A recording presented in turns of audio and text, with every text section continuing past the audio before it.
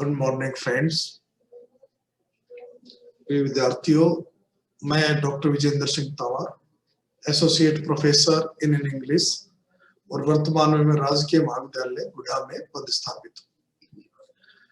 जैसा कि आप सब जानते हैं, कोरोना काल में जो हमारी पारंपरिक पढ़ाई होती थी वो नहीं हो पा रही है, इसलिए आपको विभिन्न टॉपिक्स पर वीडियो बनाकर भेजे जा रहे हैं, जिससे कि आप उससे कुछ समझ सकें, जान सकें। तो उसी श्रृंखला में जो आज का वीडियो है, जिसपे वो बीए पार्ट फर्स्ट के विद्यार्थियों के लिए है, उन विद्यार्थियों के लिए है जिन्होंने अंग्रेजी साहित्य विषय चुना है। उसमें पेपर फर्स्ट में जो आज पोएम जिस पर हम बात करेंगे, उस पोएम का शीर्षक है a song for Saint Cecilia's day. ये काफी लंबी पोएम है। आपके बीए पार्ट फर्स्ट में जितनी भी पोएम है, सबसे लंबी पोएम है। तो इसका जो हम एक्सप्लेनेशन की बात कर रहे हैं इस वीडियो में, तो इसके हमने 2 वीडियो बनाए एक्सप्लेनेशन के।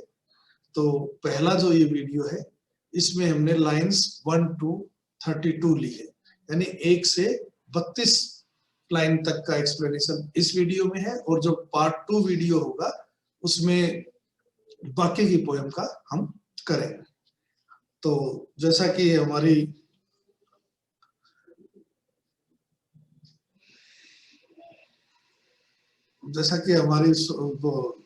परंपरा है, हम वही परंपरा को शुरू करते हुए कि सबसे पहले कवि के बारे में जान लेंगे कि कवि कौन है इसका। तो जैसा कि हमने टॉपिक पे भी लिखा कि जो कवि है उसका नाम है जॉन ड्राइडन। जॉन ड्राइडन का जन्म 1631 में हुआ और डेथ 1700 में हुई। इसको करने से पहले मिल्टन के जो पढ़ाया, जब बताया था मैंने कि इंग्लैंड के अंदर राजतंत्र था, आज भी है, लेकिन बीच में एक ऐसा समय आया जब गृह युद्ध हो गया, खास करके 1648 के दौरान।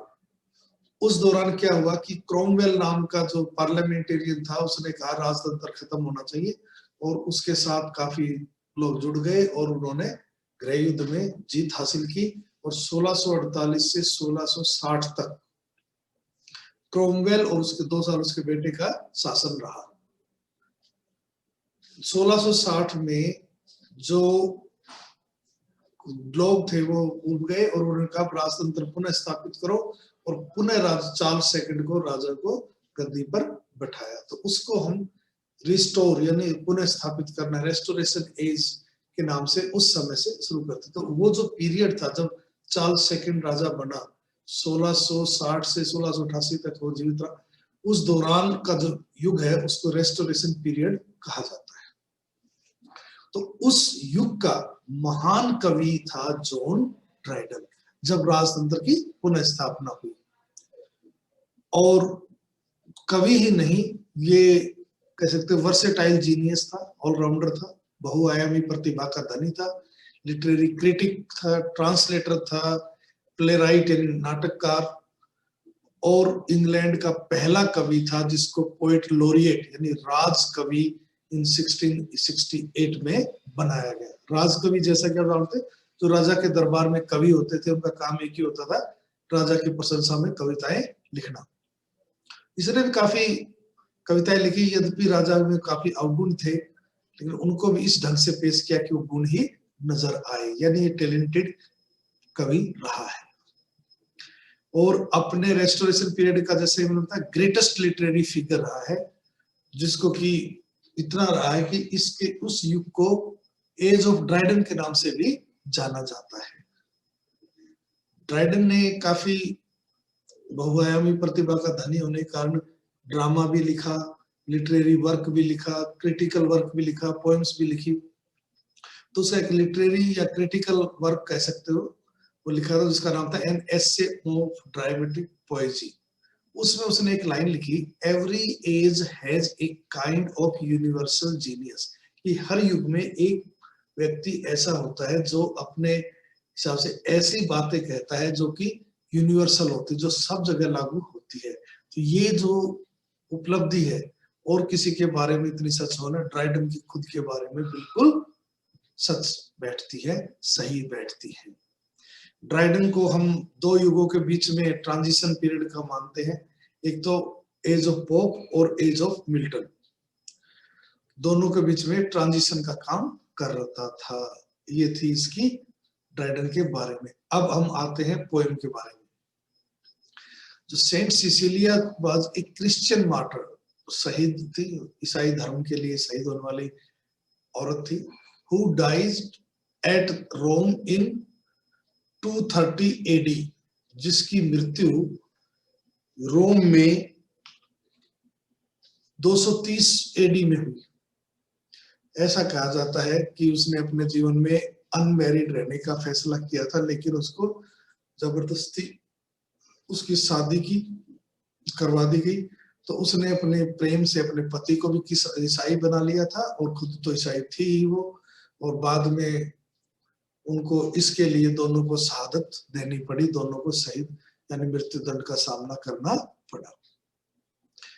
ये तो है उसकी पर्सनल लाइफ। अब उसकी जो हमारी पोएम से संबंधित है वो क्या है कि सेंट सिसिलिया बहुत ही एक निपुण संगीतकार थी। उसका जो डीप पैशन जो था म्यूजिक के लिए, उसकी बहुत ज्यादा दूर दूर तक फैली हुई थी।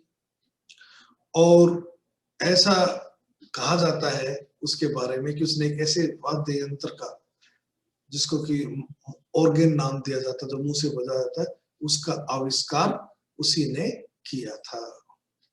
सिसिलिया जो है बहुत ही पवित्र लेडी थी, और उसकी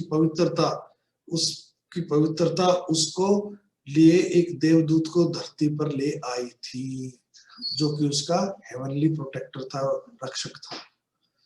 इस थीम को एक इटालियन आर्टिस्ट ने भी पेंट करके दिखाया गया है, राफेल के द्वारा। ड्राइडन ने इस पोएम में इसको थोड़ा सा बदल दिया, इस कहानी को थोड़ा सा बदल दिया अपने उद्देश्य से शूट करने के लिए, उसके साथ हारमोनी में।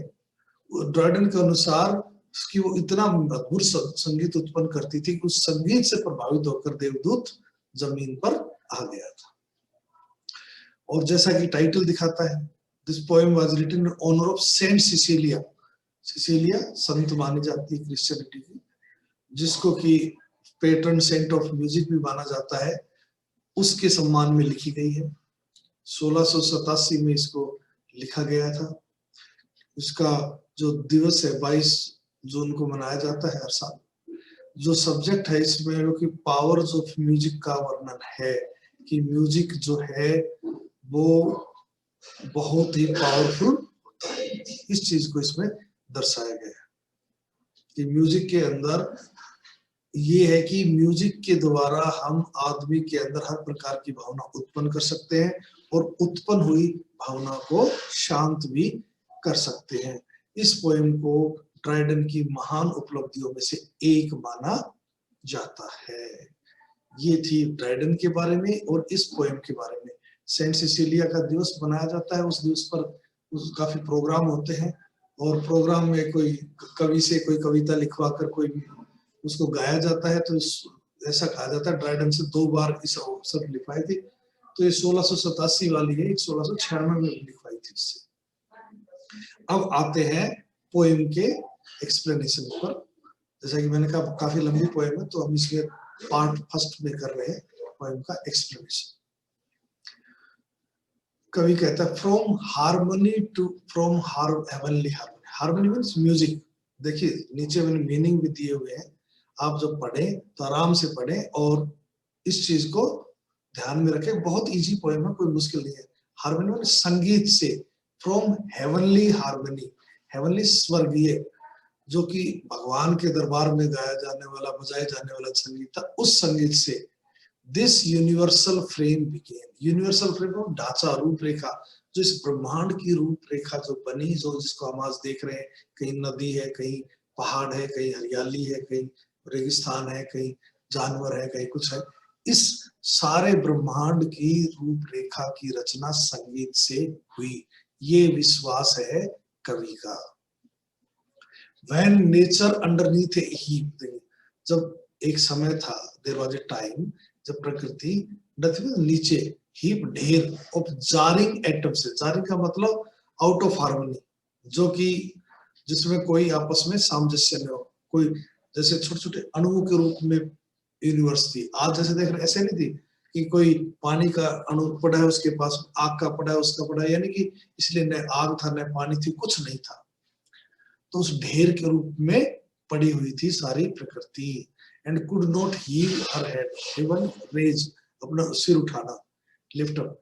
और प्रकृति में सब कुछ होते हुए भी, जान होते हुए भी वो अपना सिर भी नहीं उठा पा रही थी।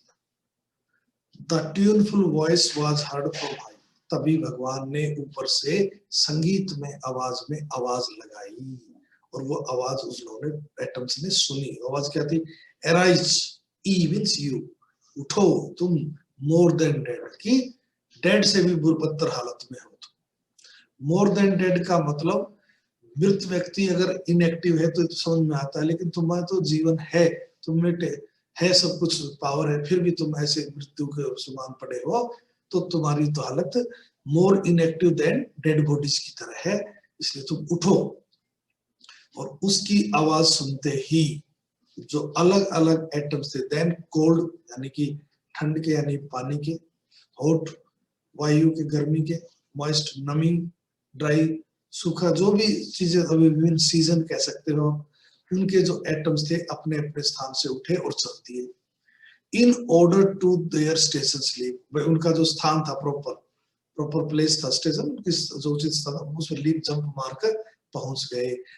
एंड म्यूजिक पावर ओबे, और जो भगवान जो संगीत की शक्ति से जो उनको आदेश दे रहा था, उस शक्ति को उन्होंने पालना किया, यानी उस आदेश की पालना करते हुए अपने अपने स्थान पर पहुंच गए।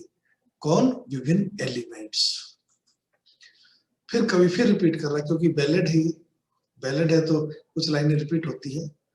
कवि फिर कह रहा है, from harmony, from heavenly harmony, वही संगीत से, स्वर्गीय संगीत से, दिस यूनिवर्सल फ्रेम बिगेन, यानी ये ब्रह्मांड का ढांचा, यानी ब्रह्मांड जिसमें नदी, नाले, पहाड़, आदमी, जानवर जो भी है, इन सब की रचना संगीत की शक्ति से हुई।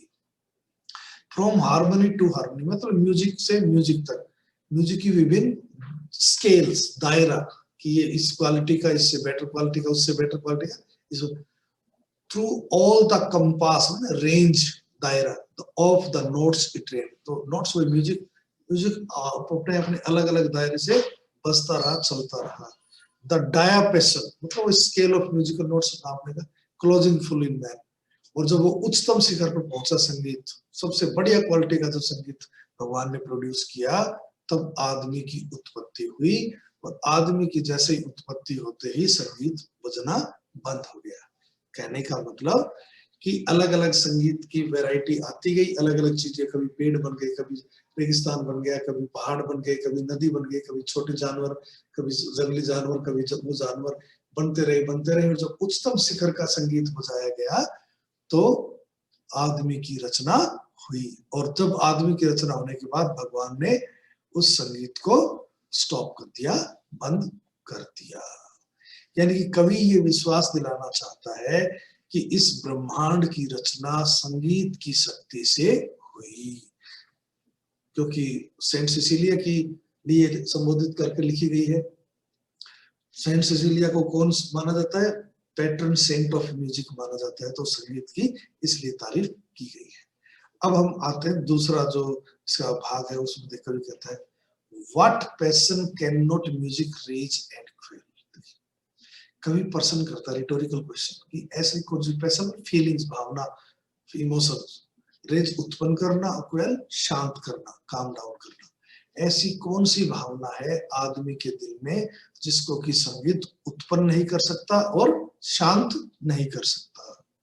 यानी रिटोरिकल क्वेश्चन, इसके अंदर ही उत्तर छिपा हुआ है। कवि ये कहना चाहता है कि संगीत में वो शक्ति है जो आदमी के दिल में हर प्रकार की भावना को उत्पन्न कर सकती है और शांत कर सकती है। उदाहरण देता है सबसे पहले डिवाइन लव का, भगवान के प्रति जो प्रेम है, होली लव, उसकी भावना कैसे उत्पन्न हुई उसका बता रहा है। व्हेन जुबल, जुबल को जो फादर ऑफ म्यूजिक माना जाता है बाइबल के अंदर आता है, struck the corded shell, struck played और बजाना, यानी अपनी उंगलियों से उसने कॉर्डेड खींची हुई रस्सियां होती है जैसे म्यूजिक में तार होते हैं, हिज लिसनिंग ब्रेदरन, देखिए ब्रेदरन का मतलब ही भाई होता है, ब्रेदरन और ब्रदर में अंतर यह है, ब्रेदरन जो है एक ही समाज के लोग और ब्रदर होता है एक माँ बाप के लोग, उसके जो आसपास के समाज के लोग उसके आसपास खड़े हुए थे, उसने म्यूजिक बजाना शुरू किया जुबल ने, एंड वंडरिंग, और वो वंडरिंग सरप्राइज्ड, हैरान रह गए,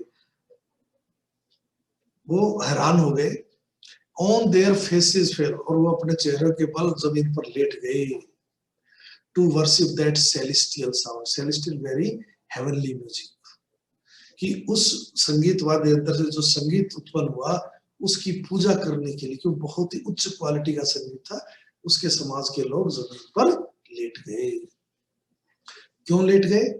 less than a god thought there could not dwell और लिव, रहना, उन्होंने सोचा कि भगवान से कम कोई इसमें नहीं रह सकता, within the hollow of that cell, उस म्यूजिकल इंस्ट्रूमेंट का जो खोखला हिस्सा था उसमें भगवान से कम कोई चीज नहीं रह रही, that spoke so sweetly so well, जो कि इतना मधुर और इतना अच्छे ढंग से गा रहा है।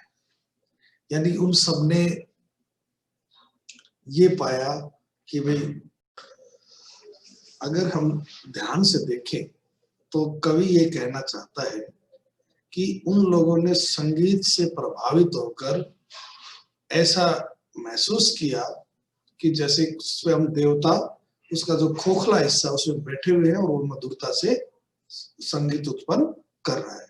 यानी what passion cannot music raise and quell का मतलब एक ही है कि ऐसी कौन सी फीलिंग है, ऐसी कौन सी भावना है जो संगीत उत्पन्न नहीं कर सकता आदमी के दिल में और उसको शांत नहीं कर सकता। अब जो पार्ट शुरू हो रहा है इस पोएम का दूसरा, उसमें कवि ने जैसे इसमें तो होली लव की बात की, अब दूसरे प्रकार के जो भावना है उनकी बात कर रहा है। देखिए अब इस स्टांजा में कवि कहता है ट्रम्पट्स लाउड क्लैंगर, ट्रम्पट एक इंस्ट्रूमेंट है ब्रास का जिसको तिरोही कह सकते हैं, जो भी बाजा मतलब म्यूजिकल इंस्ट्रूमेंट, लाउड क्लैंगर कर्कश आवाज, थोड़ी सी हार्श साउंड, नॉट स्वीट, कानों को अनप्लेजेंट साउंड, जो बहुत तेज, जब ट्रम्पट की तेज आवाज सुनाई देती है, एक्साइट्स अस टू आर्म्स, वो हमें उत्तेजित कर देती है कि हम तुरंत हथियार उठाएं और लड़ने के लिए तैयार हो जाएं। With shrill notes of anger, इसकी जो श्रिल तीखी जो आवाज है, नोट्स ऑफ एंगर मतलब फीलिंग ऑफ इंटेंस फीयर, जो बहुत ज्यादा रफ और जो हार्श साउंड है उसकी, mortar alarms, mortar feeling of intense fear, अत्यधिक भय की भावना भर देती है और आदमी के अंदर हथियार उठाकर दुश्मन के खिलाफ लड़ने के लिए एक प्रकार की फीलिंग अपने आप आ जाती है। यानी कि संगीत आदमी को लड़ने के लिए भी तैयार कर देता है। इसी प्रकार अगला जो इंस्ट्रूमेंट है देखिए, तीसरा instrument, the double double double beat of thundering drum, यानी इसमें जिस म्यूजिकल इंस्ट्रूमेंट का जिक्र है इस लाइनों में उसका नाम है ड्रम, और ड्रम को जब पीटा जाता है बजाने के लिए तो थंडर कांपते हुए डम डम डम की सी आवाज करता है। यानी जो लाइन है ओनोमोटोपोइया है, लाइन है the double double beat of जो है ओनोमोटोपोइक का मतलब इसकी जो साउंड है यही इसका मीनिंग है।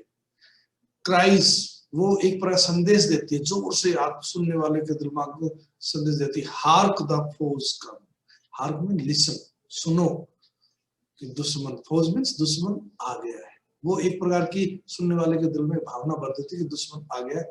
चार्ज अटैक, आक्रमण करो आक्रमण करो, it is too late to retreat, too late to retreat मतलब इतनी ज्यादा देर हो चुकी, अब रिट्रीट बैक नहीं जाया जा सकता, यानी अब तो दुश्मन का सामना करने के अलावा और कोई चारा नहीं है। यानी दोनों के अंदर, यानी ड्रम हो या ट्रम्पट हो, दोनों ही एक ही प्रकार की फीलिंग उत्पन्न करती है और वो फीलिंग है लड़ने के लिए प्रेरित करती है।